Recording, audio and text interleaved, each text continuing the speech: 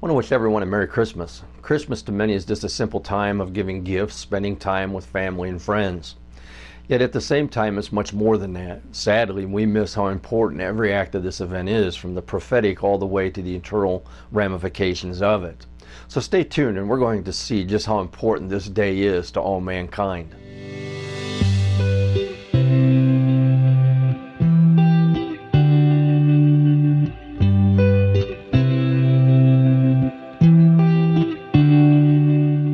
How often have we looked into the small innocent face of a newborn baby, admiring every little feature, debating who he or she resembles? Does it look more like mom? Does it more look like dad?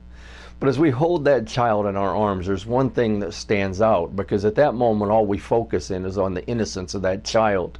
Our great-granddaughter was here over the weekend, and as I looked at her face, I had just seen the innocence, how that little girl had her whole life ahead of her.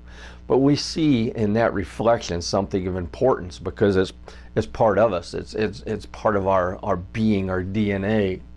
So when Mary now held the baby Jesus, she must have felt that same way. As she looked down on that small child laying in her arms, she must have wondered many things. But I think one thing that she must have wondered quite a bit about was how God would have chose this way to come be with man. But as often as does, reality sets in quickly, because the moment this young family entered into the temple, all things changed. Because at this point, an aged prophet by the name of Simeon set her mind to the harshest reality. We read in Luke 2:34 and 35, "And Simeon blessed them and said unto Mary, his mother, Behold, this child is set for the fall and rising again of many in Israel, and for a sign which shall be spoken against, yea, a sword shall pierce through thine own soul also, that the thoughts of many hearts may be revealed." Reality now set in, because at this point Mary's heart must have sunk. She now came to the realization that everything in this baby's life would be set to a constant struggle of righteousness against unrighteousness. There would be a spiritual warfare that would go on in the life of this baby now for the rest of his life. As we study the life of Jesus, there is many that claim Jesus did not act upon his position as Messiah until after the baptism. However, I believe that they are mistaken. Many come to this conclusion because they focus on the miracles, because Jesus never did a miracle until after the baptism. So they want to take from that Jesus never fulfilled that until that moment. But when we consider this, it changes our thoughts, because the toughest years of our life come from birth to our 20s and even into our early 30s. We see so many changes take place in our lives during that time. Our physical bodies are changing. We begin to grow faster than many times that our mind can keep up. But we also see the lure of the world. The worldly things are constantly drawing, and at this place it can destroy our lives for the rest of even eternity. But when I look at Jesus and I see that he lived a sinless life, it had to start from his birth. So when he worked as the Messiah, it started from that point, because he had to live sinless from the very time he was born to the time of the crucifixion. If Jesus was to be presented as a lamb without blemish, his work should and did start at the birth to overcome the trials that youth brings. This is what makes the Incarnation to me so important. Jesus lived a life from birth on with one purpose, and that was to win the victory over Satan for you and me. This ought to be the greatest eye-opener to understanding the powerful fight that Jesus was in. He knew that it was not only his life at stake, but it was all mankind now that he was fighting for. When Adam chose to obey Satan and eat of the tree, he became the slave of sin. We know the story of that. We know all the doctrine and the parts that go with that. But there's one thing that we have to realize: because of what Adam did in that garden, he lost legal rights to this earth. He lost legal rights to mankind. Paul points this out in Romans 6:6. "Know ye not that to whom you yield yourselves servants to obey, his servants ye are to whom ye obey, whether of sin unto death, or of obedience unto righteousness." By Adam eating of that tree, he lost all his legal rights to this world. When he looked at the responsibility that was given to him in Genesis 1:28, it proves to us that there was more at stake than just his personal life. He was fighting a battle for all of humanity. Know what God told him in Genesis 1:28. "And God blessed them, and God said unto them, Be fruitful and multiply, and replenish the earth, and subdue it, and have dominion over the fish of the sea, and over the fowl of the air, and over every living thing that moveth upon the earth."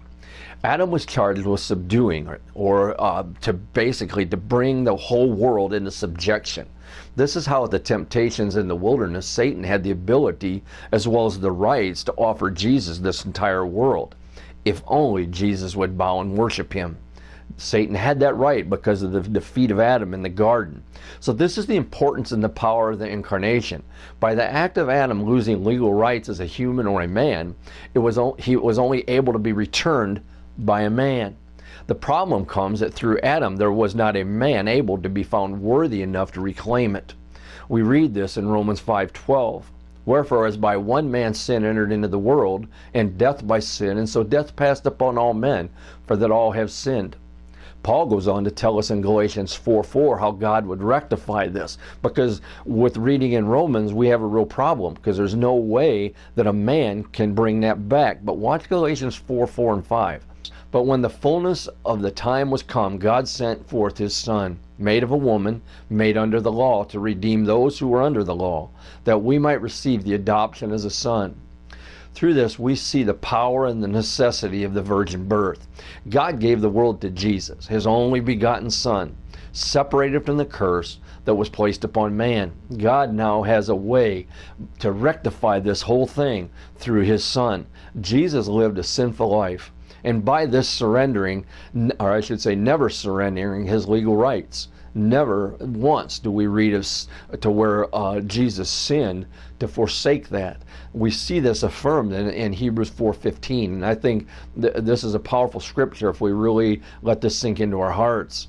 It says, "For we have not an high priest which cannot be touched with the feeling of our infirmities, but was in all points tempted like as we are, yet without sin." This gives us hope that when we are fighting through difficult times in our life and temptations defeating us and beating us down, that we know Jesus went through those same things that we went through, and it gives us ability to hang on and to come through that situation. So for this reason, Jesus, the last Adam, took back everything that Satan stole from Adam, the first Adam. Jesus recovered it. By Jesus coming as a man, God incarnate, who lives sinless, taking back what Adam lost, it gives to us a choice. We will either serve Satan or we will serve Jesus. We have that opportunity now because Jesus took it back. We have the right to claim it. What a blessing that took place on that in that manger so many years ago. As meager as the start was, what a victory we had through it. That Christmas day many years ago, the victory was won, or at least began. The day that God dwelt with man. Until the next time, stay in the Word.